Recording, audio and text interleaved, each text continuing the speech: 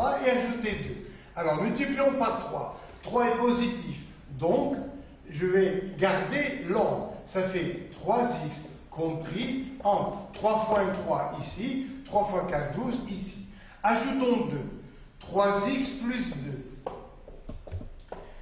Eh bien, j'ajoute 2, ça fait 5 et 14. Donc, le numérateur est compris entre 5 et 14. Gardons-le pour tout à l'heure. Faisons la même chose avec le dénominateur. X est compris entre 1 et 4. On va ajouter 5.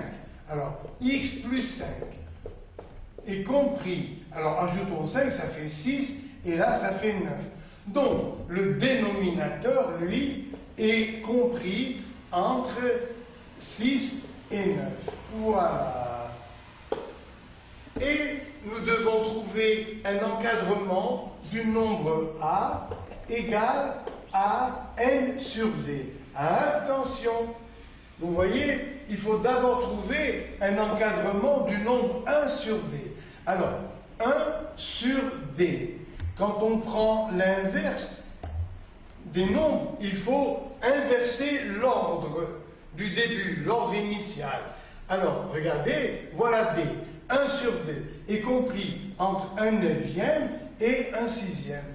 Et vous pouvez vous contrôler vous-même parce que 1 neuvième est plus petit que 1 sixième. Voilà. Et maintenant, je dois encadrer n sur d, c'est-à-dire le produit de n par 1 sur d. Je le reprends ici. N est compris entre 5 et 14. 1 sur d est compris entre 1 neuvième et 1 sixième. 1 neuvième et 1 sixième. Voilà. Multiplions maintenant les termes de même ordre ensemble. Ça nous fait n que multiplie 1 sur d, c'est-à-dire n sur d. Multiplions 5 par 1 neuvième, ça fait 5 neuvièmes, et multiplions 14 par 1 sixième, ça fait 14 sur 6. Donc, la fraction A est encadrée par 5 neuvièmes et 14 sixièmes, simplifions par 2, ça nous fait 7e. Et vous voyez encore une fois que 5 neuvièmes est plus petit que 7e, c'est un moyen de vous contrôler. Et voilà l'exercice terminé. Allez, encore un autre pour ceux qui aiment les maths. J'appelle B le nombre 3 plus 5x sur 2x plus 1. Sachant que x est encadré par 2 et 5, trouvez un encadrement de b. Eh bien, allons-y, comme tout à l'heure, ça fait numérateur sur dénominateur. Alors, voici pour x. J'ai besoin de 5x, donc ça fait 5x compris entre 10 et 25. Ajoutons 3, ça fait 5x plus 3 et compris entre 13 et 28. Donc, le numérateur est compris entre 13 et 28. Voilà, gardons-le au chaud pour tout à l'heure, on en aura besoin. Le dénominateur, d, égale 2x plus 1. Voici l'encadrement de x. Je multiplie par 2. Ça fait 2x compris entre 4 et 10. Ajoutons 1. 2x plus 1 compris entre 5 et 11.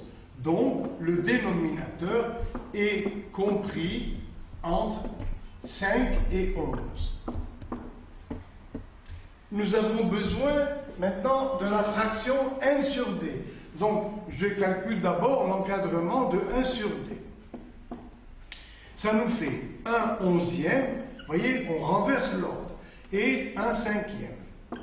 Maintenant, le numérateur, le voilà, je le reprends. Numérateur est compris entre 13 et 28. Le 1 sur d est compris entre 1 onzième et 1 cinquième. Multiplions membre à membre. N fois 1 sur D, ça fait N sur D, qui est compris entre 13 fois 1 onzième. Regardez, 13 fois 1 onzième. Eh bien, ça fait 13 sur 11.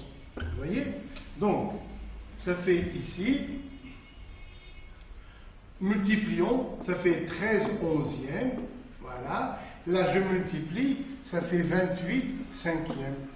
Donc, le nombre que j'ai appelé B, c'est bien ça, B est compris entre 13 onzièmes et 28 cinquièmes.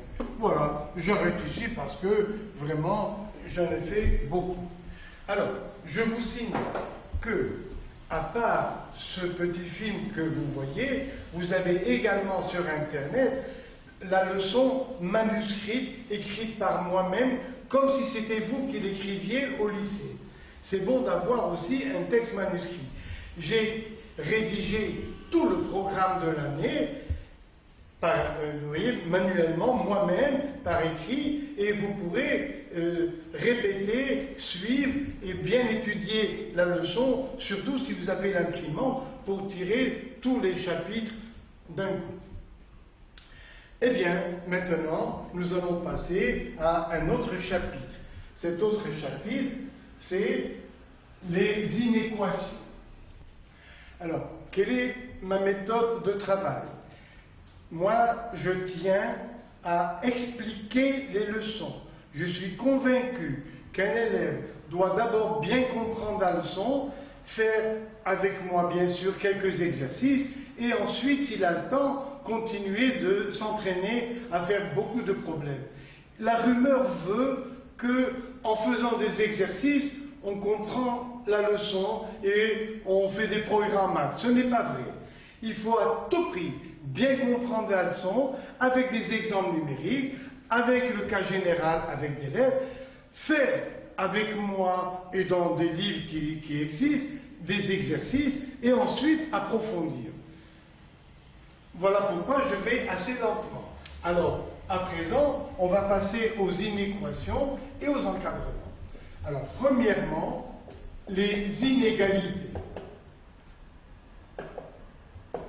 Lorsque l'on a seulement des chiffres, par exemple 2 et 6, on peut dire que 2 est plus petit ou égal à 6. C'est une inégalité. Mais, si on vous demande de trouver x pour que 2x soit plus petit ou égal à 6, ce que j'écris s'appelle une inéquation. Donc retenez bien les mots. S'il n'y a que des chiffres, on dit inégalité. Lorsqu'on cherche une inconnue, ça devient une inéquation. Alors d'abord, les inégalités, c'est la répétition de ce qu'on a dit tout à l'heure. Regardez, 2 plus petit que 6. Si on a besoin de multiplier par 3, par exemple, ça fait 6, et là ça fait 18. Et alors, eh bien, plus petit ou égal est resté, parce qu'on a multiplié par un nombre positif. Multiplions maintenant, par exemple, par moins 5. Chacun de ces nombres, ça fait moins 10. Là, ça fait moins 30. Mais moins 10 est plus grand que moins 30. Regardez, voilà le 0, voilà moins 10, voilà moins 30. Donc, c'est la répétition de ce que j'ai dit tout à l'heure.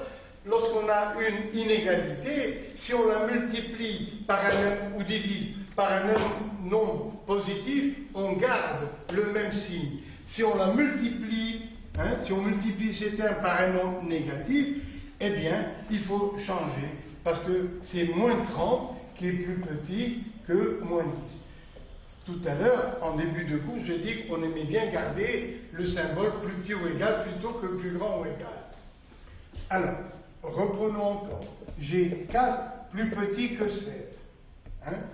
Voilà, je vais l'écrire 2 fois. Si j'ai besoin de multiplier par 2, ça fait 8, 14, et alors, plus petit est resté. Si j'ai besoin de multiplier, par exemple, par moins 3, là, ça fait moins 12. Là, ça fait moins 21. Eh bien, moins 12 est plus grand que moins 21.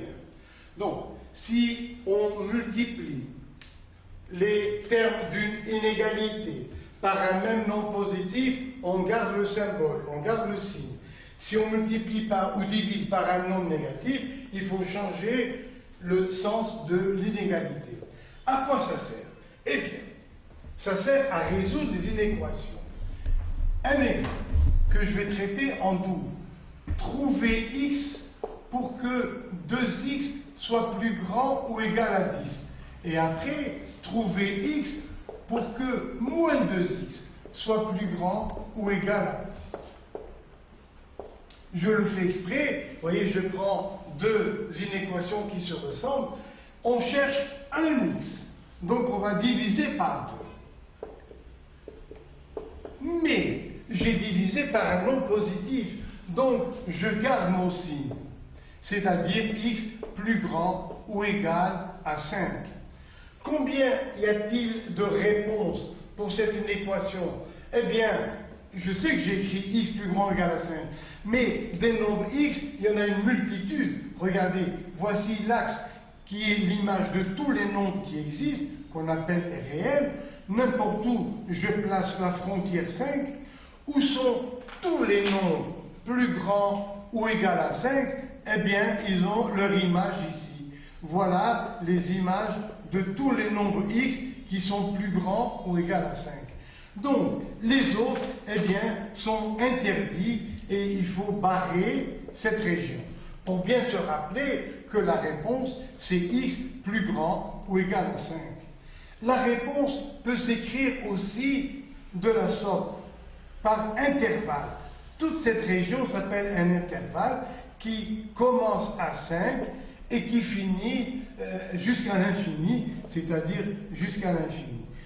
Maintenant, comment limiter l'intervalle? Regardez, dans la réponse, x égale 5 est accepté. Donc le crochet va envelopper le 5. Tandis que l'infini, lui, ne s'arrête jamais, puisque c'est le nombre infini. Il ne s'arrête jamais, donc on ne peut jamais le bloquer par un crochet. Et voici la réponse ou solution qui est écrite sous forme d'intervalle. Donc, voici la réponse x plus grand ou égal à 5. Voici l'interprétation graphique. Et voici la même réponse écrite sous forme d'intervalle. Alors, passons à celle-là. Je cherche un x.